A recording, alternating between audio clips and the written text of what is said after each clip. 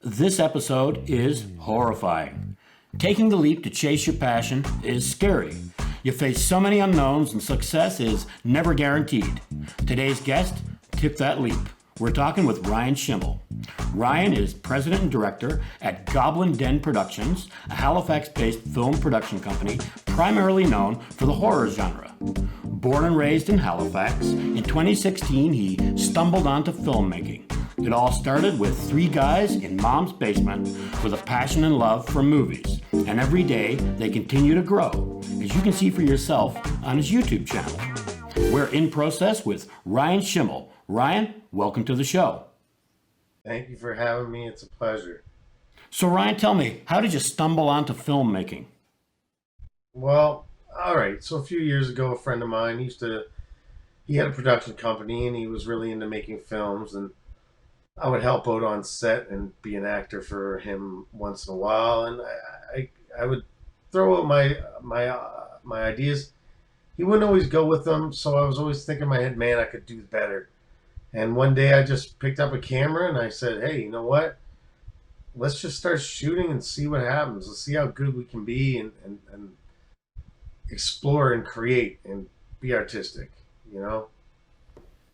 So now, why the horror genre? What particularly appeals to you about that? I don't know. I always say maybe I'm just a little sicko at heart, but I kind of have a soft spot for it. You know, it's cool to be able to take something that's just set in a small, low-budget place like the woods or a basement, and you can really take that and explore and go deeper with it and use a little bit of makeup, a little bit of lighting, and a prop or two, and next thing you know, you can start messing with people's heads, and I guess that's where we're really at. We kind of like to play with someone's head, throw a twist or turn, and do something, as they would say, the Goblin way. Right on. So tell me a little bit about the Goblin way. All right. Well, you know, I feel, without letting out any trade secrets or anything, the Goblin way is always having a twist, always having a story that will engage you. So when that twist happens, it means something. It engages you. It keeps you coming back to the next one. And it doesn't matter how long your story is. A good story is a good story is a good story. And that will go across any language and across any medium. And it's a thing that a lot of people seem to forget these days with big budget things, is they let the good story fall by the wayside. So one of my favorite sayings is art loves chains. And do you find that smaller format like kind of enhances your creativity? Well, definitely. A lot of people think that they can come out and they can just put out a major league film in their first shot. I know I was guilty of it. First script I ever wrote was 115 pages. And I bet you now if I were to reread it, I'd say it's 115 pages of pure garbage. There was no story, there was no drive. And so what I've decided is every time I do something, it seems to have gotten so small that now that we do these 1 minute moments, we're forced to tell a good story in a short amount of time. And if you can do that and you can convey a truly good story, it will engage an audience. And we always want our audience to step away feeling like, wow, or just feeling anything. Because if you can engage someone to feel something, isn't that truly what we're in this to do? So would you say that's your why? It's why you do it? I do it because it's something to do. And it's relatively, if you think about it, if you have a camera and you have a piece of recording gear, even a cell phone, you have enough to make a decent quality film. You just need to know what you're doing. And so to me, I was thinking, well, what's something I wouldn't have to spend a lot of money on and I could do? And it became filmmaking, not knowing how much money I was truly going to spend on it. But it's not about the money. It's about the passion. And it's about wanting to create, wanting to show, wanting to entertain, which I've always been an entertainer my whole life. So this is just another approach. So it's not about the gear and it's not about the budget. What's the most important tool? It's yourself. I don't want to sound corny. I don't want to sound cheesy, but it's how much you can do. Before I ever picked up a camera, I studied for 1 year watching YouTube videos for 4 to 5 hours a day, just really trying to hone my skill, really trying to find out what I was doing. And as you can see, 4 years later, I still don't know what I'm doing, but it's that process and it's that journey and it's the people that have come along with me that have made me want to continue and keep going and press forward. So one thing that's always impressed me about Goblin Den is the community that you have built around it and that team of people that you have involved. Could you tell me a little bit about the teamwork and the Goblin Den team? Of course. Well, as the three guys in the basement, one of them is my younger brother and another one's a good friend, that we just wanted to make films, and his name's Thomas. And what we would do is none of us wanted to be on camera, none of us wanted to do this, but someone had to be on camera that week. So someone always learned something else. If someone was learning audio one week, someone was learning light and bounce. And next thing you know, if you were on set, then you were running audio and he was running bounce, and everyone could trust everybody to run everything. Me especially, I spent a lot of time playing sports on teams and everything growing up. So I've carried that mentality and that structure into my filmmaking, because that's how you can really truly push a collective group of people that want to achieve a single goal towards that goal, and really make something of some decent quality. Wow, so it really is all about the teamwork. The teamwork makes the dream work, brother. And as you can see, my lighting right now is all right, but I don't have a bunch of people to help move my lights, set my stuff up, and do for me. So we're only as great as those that we keep around us. If you keep negativity around you and people like that, they're going to bring you down. If you bring people that are positive and joyful to be around, it's only going to lift you up. I know it's a little Buddhist Zen of me, but if you're not having fun, why are you doing it, right? Yeah, I mean, that's one thing that's always impressed me about being on your sets. One thing you always reiterate is let's have fun. Fun. This is what it is. We're out here having fun. I'm asking you guys for free time. Remember, everything I shoot has basically a $0 budget. It's whatever me, Terry, and anybody else can put in and supply and help and muster into it. We ask a lot. We ask that people that work on our set to bring extra clothes. They don't mind wrecking and going to Frenchies and getting stuff like that, and keeping an eye open, and not being not being with being covered head to toe with blood, just and having to drive home.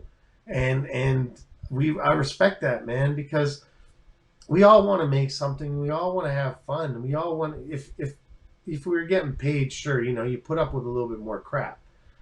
But when you're out here giving your volunteer time, the last thing you want is someone to walk off set and have a poor taste in your mouth. Man, let's go out here. Let's have fun. Let's make something good. And next week we'll try again.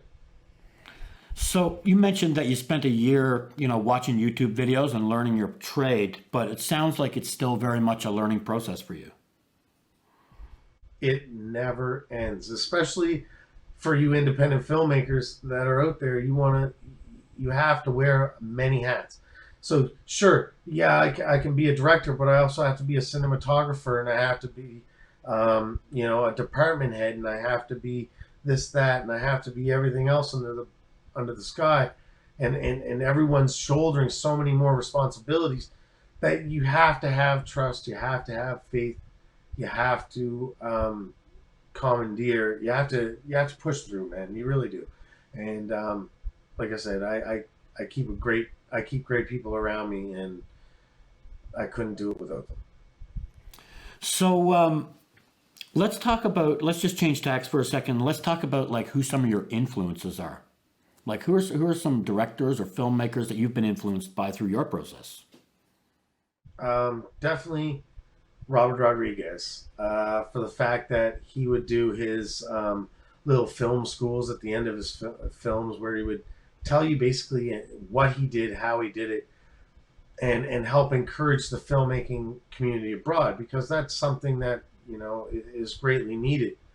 And that really pushed me to, he would come out and he could shoot something on a really small, minuscule budget, and it would be extraordinary because he has the want, the passion, and the drive. It doesn't matter about the schooling and millions and millions of dollars.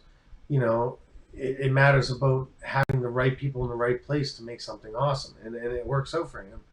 Another one would be, I know he's not big, but like Ryan Connolly, who runs Film Ride on YouTube. He's amazing, and watching him grow over the past 7, 8 years, in all his quality going up, and him sharing his journey with us, and how to do things, and how to get better, and how to be better recognized and prepared. Man, it's invaluable. D4 Darius on YouTube, he's another guy who will put down the time to really help you understand what you're trying to do. And that's capture light on camera. And he's another guy that helps you with that. I could spiel out the big names like Hitchcock and Spielberg, but that's played out. Those are the guys that I feel like, if you really want to know, and they really push me to be like, what, if they can do it and I see their growth, then what's to stop me? I should be able to do it too. So just jump in and do it. Just do it, man. If you're thinking about making a film and you're afraid, I don't have a good camera, I don't have the right gear, I don't have anyone around me, you don't need all that. If you really have a good story to tell, most people have a camera, and that's right in their pocket or in their hand, or their face is in it any other time. Those cell phones nowadays take amazing cameras. Other than that, when I first started shooting, I shot on a $300 Canon T3i, and you know what? That's where I learned. That's where I cut my teeth. And after that, I upgraded to a Sony A7S, where now I have a little bit more power and I invested a little bit more money. But the things that I'm able to put out with that, I can put out a lot better things with another camera. But it's about learning the skills. It's about really finding your vision and finding where you want to go with your stories. So focusing on fundamentals and not getting caught up in gear. The gear is, and then we always say this, man, if we can make something on $0 and you found it interesting, give us $5,000 and we'll make something epic. Oops, sorry my language, but we will. We will make something awesome, and you'll enjoy it.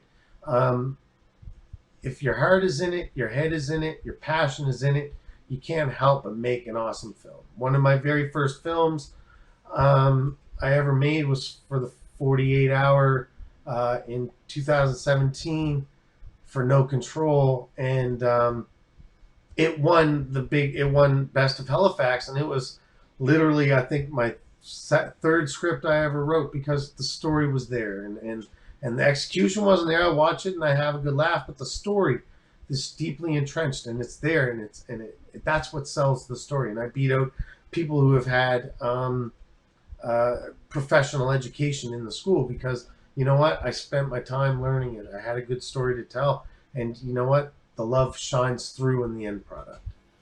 So, I mean, something like the 48-hour film fest, I mean, that's intense, it's fast-paced, it's condensed. How important is something like that as a learning tool?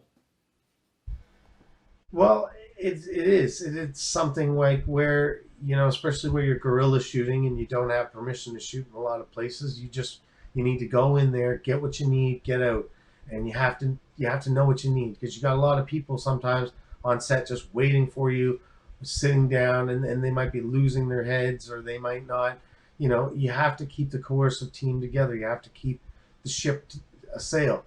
And the best way of doing that is showing that you know what you want to do and being confident while doing it. And people tend to jump behind that, and they have faith in that. So that's and it hasn't stirred me wrong yet. So, I mean, a key skill in all this for you is leadership. Again, something you learn a long time playing team sports is even if you're not a leader and it's not on you, and it's like, look, it's not my title to be a leader. A leader leads, and it doesn't matter your title. It doesn't matter where you're at. If you're a PA on set, a leader leads.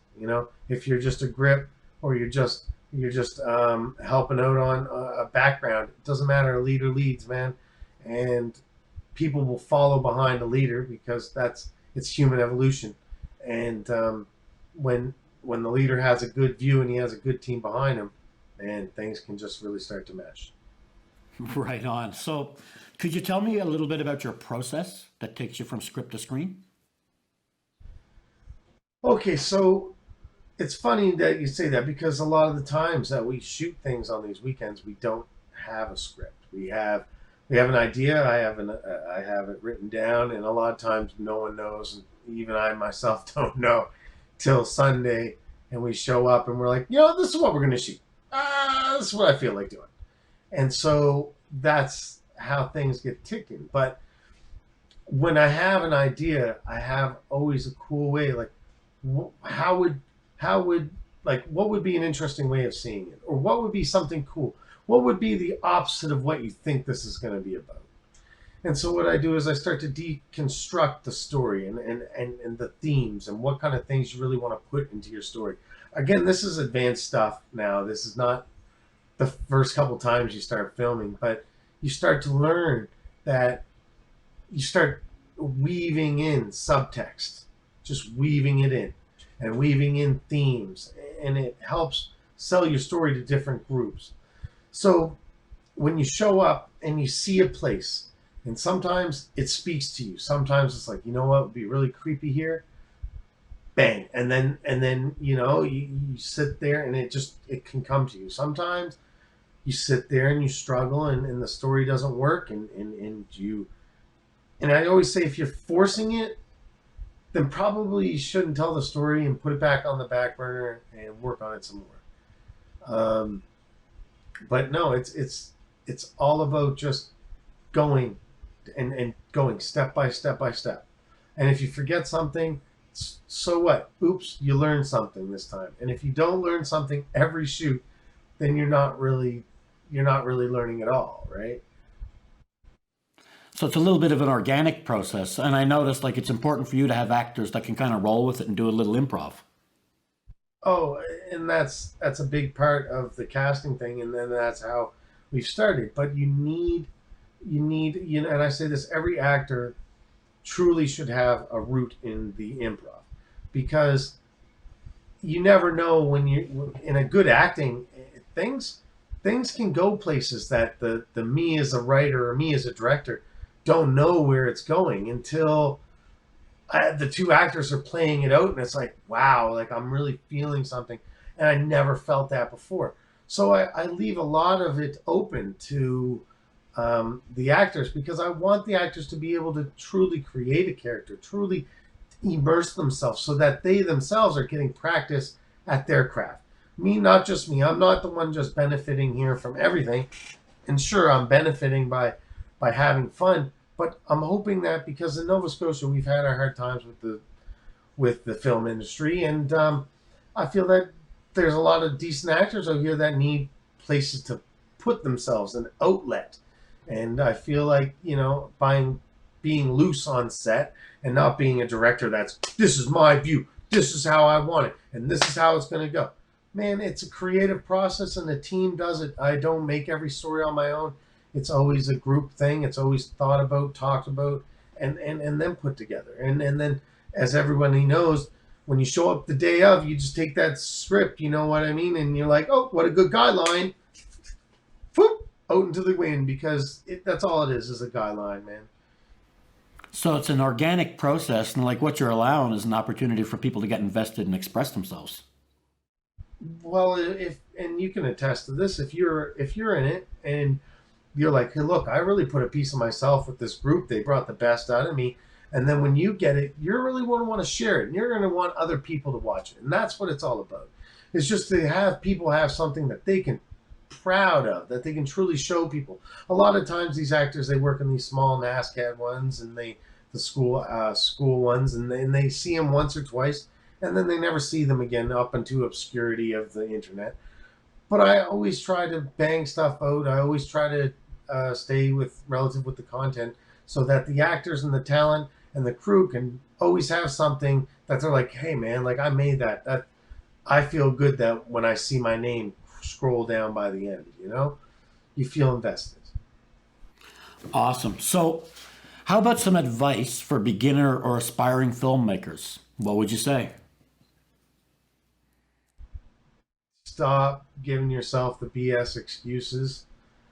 Just do it, man. Just grab your cell phone and have a friend, or use just to buy a $200 camera and learn about angles, and learn about composition, learn about lighting, learn about the key, and learn about your ISO, learn about manual focus, learn how to, what the differences in the lenses are. Learn everything. Learn your ISO triangle and learn your aperture. Learn your triangle, man. Learn, just do it. Just have fun, and don't stay. If you don't have anybody to help you, just start creating stuff on your own. Buy a little Gorilla Pod stand for $30 at the store. Sure, it's going to cost you a little bit of money, but once you've invested $100, man, you can just start having fun and creating content. Yeah, so don't let budget be a constraint. Just get out and do it. Get your That's hands it. dirty. That's and you know what? If you're having fun, other people will join you because they want to have fun. Very good. So, where do you hope to take Goblin Den Productions in the future, man? If I were to be completely open, of course, you got to shoot for the stars, and I would love to, I start getting a budget and direct my first feature length Hollywood film, and hopefully, continue on there and continue creating and doing. And just because I'm doing that doesn't mean that I won't be like, some of the other directors over here. They're still creating and just offering it free to the viewers because they have a need. They have a story that they need to tell, and we all have a story that we need to tell. So, but if we never get there and we make it to Bollywood, I'm fine with that too. And if we just continue doing this for another 10, 20 years, I think we'll have fun doing that too. But um, all I can say is the more you do it, the better you'll get. The better you'll get. Every week, I notice I get better and better and better. And sometimes I look at my footage and I wonder to myself, did I even shoot that? Because there's no way. There's no way I shot that. That looks like I'm watching a TV show right now. Oh, So, follow your passion and practice, practice, practice. like they say, perfect practice makes perfect. So the more you practice, the more chances you get at having perfect practice. And then the more you have perfect practice, the more you go. But never be satisfied. Always want to learn. Always want to push yourself. Always want to know what your limit is just so you can go above it. Don't don't let if no one likes your first project, then that's fine. No one really liked my first project, but I just kept going and I'll shove it down my family's and friends' throats until you know what? Now they kind of like this stuff.